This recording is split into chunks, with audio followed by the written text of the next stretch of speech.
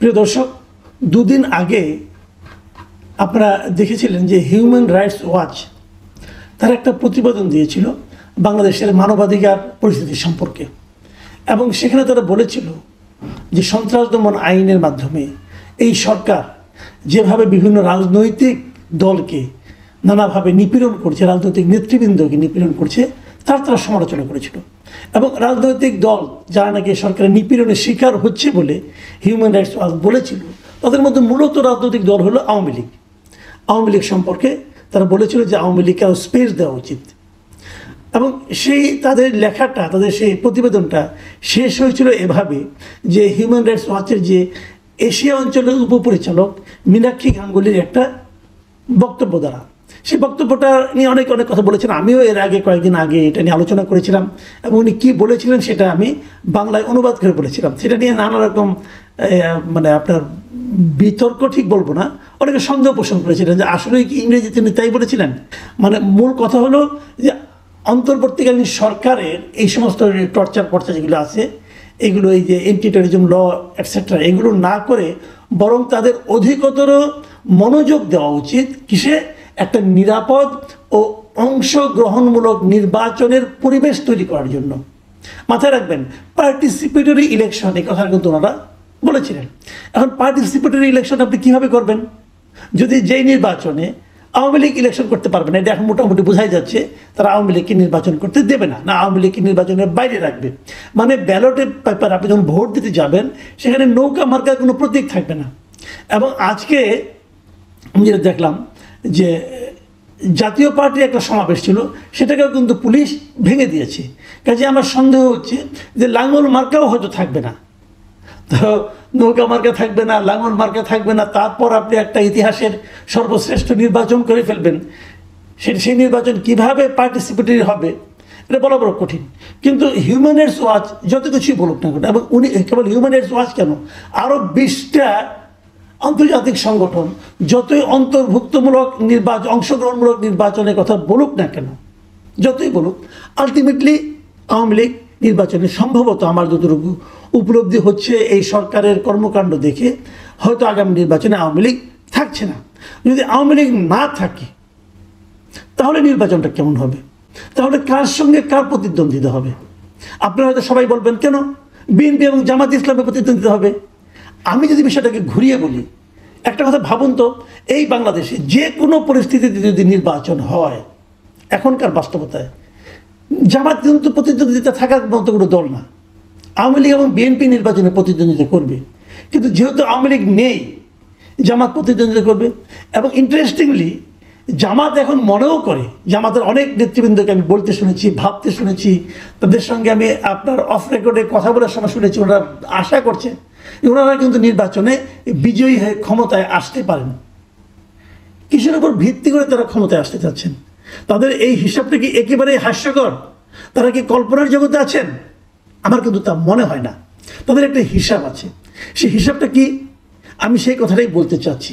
সেই হিসাবটা হলো আমার বিবেচনায় আওয়ামী লীগ বলেন, জাতীয় পার্টি বলেন, এরা যদি নির্বাচনের বাইরেও থাকে, তারপরেও আসন্ন যে নির্বাচনটা হবে সেই নির্বাচনে আমার বিবেচনায় মূল ফ্যাক্টর হবে আওয়ামী লীগ।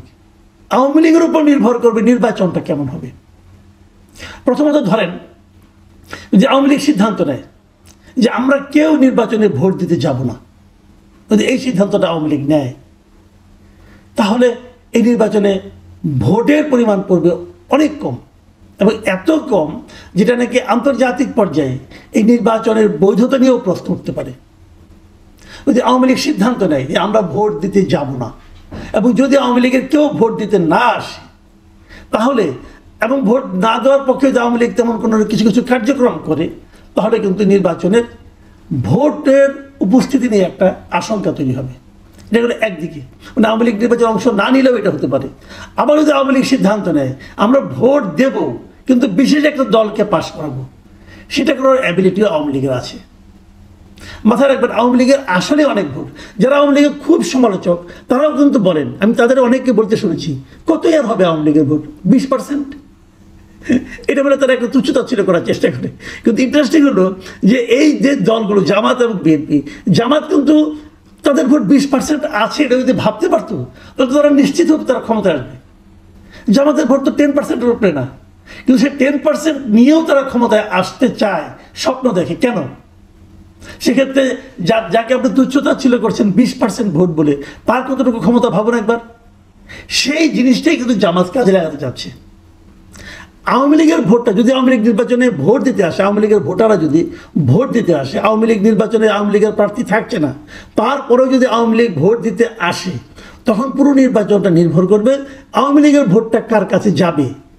দাঁড়িপাল্লায় যাবে, নাকি ধানের শেষে যাবে, নাকি অন্য কোনো মার্কায় যাবে, এই সিদ্ধান্তের উপর। যদি জাতীয় পার্টি নির্বাচনে থাকে তাহলে কি সেটা লাঙ্গলে যাবে, সেটা কিন্তু তখন আবার আরেকটা রেজাল্ট নিয়ে আসবে।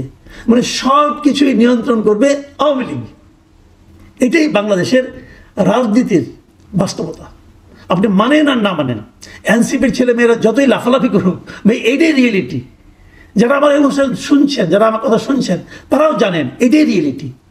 আমি বিবিসি বাংলায় একটা নিউজ পড়লাম। বিবিসি বাংলার নিউজটা শিরোনাম ছিল, নির্বাচন তৃণমূলে জামাত বিএনপি টক্কর, দুই দলের নজর আওয়ামী লীগের ভোটে। খেয়াল করুন, দুই দলের নজর আওয়ামী লীগের ভোটে। ওনারা তৃণমূলের একটা জেলাকে নিয়ে আসছে, একটা জেলাকে কেস স্টাডি হিসেবে তারা নিয়ে আসছে। সেটা কোন জেলা? সিরাজগঞ্জ। তারা সিরাজগঞ্জ তাদের রিপোর্টার পাঠিয়েছে এবং তারা সেখানকার ভোটারদের সঙ্গে আলাপ করেছে, প্রার্থীদের সঙ্গে আলাপ করেছে, রাজনৈতিক দলগুলো কে কী করছে ভোট পাওয়ার জন্য সেগুলি নিয়ে তারা আলোচনা করেছে। এবং সেখানে তারা বলেছে যে এখানে 6টি আসন আছে এবং সবগুলিতেই বিএনপি বলেছে তারা জিতবে, জামাত বলেছে তারা জিতবে। এখন দুইজনের ব্যাখ্যা দুই ধরনের, কিন্তু দুইজনের কথাতেই তারা এইটা প্রকাশ করেছে যে তারা আশা করছে যে আওয়ামী লীগের ভোটগুলো তারা পাবে। দেখুন কি নিয়তি। একটা দল যাদের বড় সংখ্যক ভোট আছে, তাদের ভোট নিয়ে তারা টানাটানি করছে, আর সেই দলটাকে নির্বাচনে আসতে দিচ্ছে না। সেই দলটা আসলে নির্বাচন অপবিত্র হয়ে যাবে, কিন্তু সেই দলের ভোটগুলি পেলে আর কেউ অপবিত্র হবে না। এটা হলো কি রাজনীতি। হ্যাঁ, রাজনীতির মধ্যে বলে না, রাজনীতির মধ্যে পলিটিক্স ঢুকে পড়ছে। এই হলো রাজনীতির পলিটিক্স, যে আওয়ামী লীগ অচ্ছুত, আওয়ামী লীগ না পাক, তাকে নির্বাচনে আসতে দেওয়া যাবে না। কিন্তু আওয়ামী লীগের যে ভোটার, তারা যদি আমাদেরকে ভোট দেয় তাহলে সেটা হবে পুত পবিত্র ভোট। সেই ভোট দিয়ে আমি নির্বাচনে বিজয়ী হয়ে ক্ষমতায় যাব। বাহ, কি চমৎকার। শুনেন, ওই দুই দলের ওরা আলাপ করেছিল। আমি দুইজনের বক্তব্য আপনাদের একটু পড়ে শোনাই। সিরাজগঞ্জ জেলার বিএনপির যে সহসভাপতি আছে অমর কৃষ্ণ দাস, তিনি বিবিসিকে বলেছেন যে গণতন্ত্রের প্রয়োজনেই আওয়ামী লীগের সাধারণ ভোটাররা বিএনপিকে সাপোর্ট করবে। আবার দেখেন জামাতে ইসলাম কি বলতেছে। জামাতে ইসলাম নেতারা এখানে নিয়ে আসছে নিরাপত্তার ইস্যুটাকে, মানে আওয়ামী লীগকে তারা নিরাপত্তা দেবে, এটা বলতেছে। আওয়ামী লীগকে বিপদে কিন্তু তারাই ফেলাইছে, বিপদে ফালাইয়া বলে তোমাদেরকে আমরা নিরাপত্তা দেবো। শুনেন, উনি এই জামাত ইসলামের ওখানকার যে উল্লাপাড়া উপজেলা, সেখানকার আমির কি বলেছেন। তিনি বলেছেন কিছু সংখ্যক আওয়ামী লীগের সাধারণ সমর্থক হয়তো ভোট দেওয়া থেকে বিরত থাকতে পারে, কিন্তু অধিকাংশ লোক ভোটটা তাদেরকে দেবে যাদের কাছে তারা নিরাপদ। 5ই আগস্টের পরে তাদের এরকম অনেকে বিভিন্ন হ্যারাসমেন্টের শিকার হয়েছে, তবে সেটা জামাতের মাধ্যমে হয়নি। ফলে আওয়ামী লীগের সাধারণ ভোটারদের সমর্থন আমরাই পাবো বলে আশা করি। তাহলে আওয়ামী লীগের উপর ভরসা জামাতও করতেছে, আবার আওয়ামী লীগের উপর ভরসা বিএনপিও করতেছে। আবার নির্বাচন কমিশন আমার ধারণা বসে আছে আওয়ামী লীগের উপর ভরসা করে, যাতে আওয়ামী লীগ ভোট বর্জন না করে। ইন্টারেস্টিং বাংলাদেশের ডেমোক্রেসি, বাংলাদেশের ইলেকশন সিস্টেম।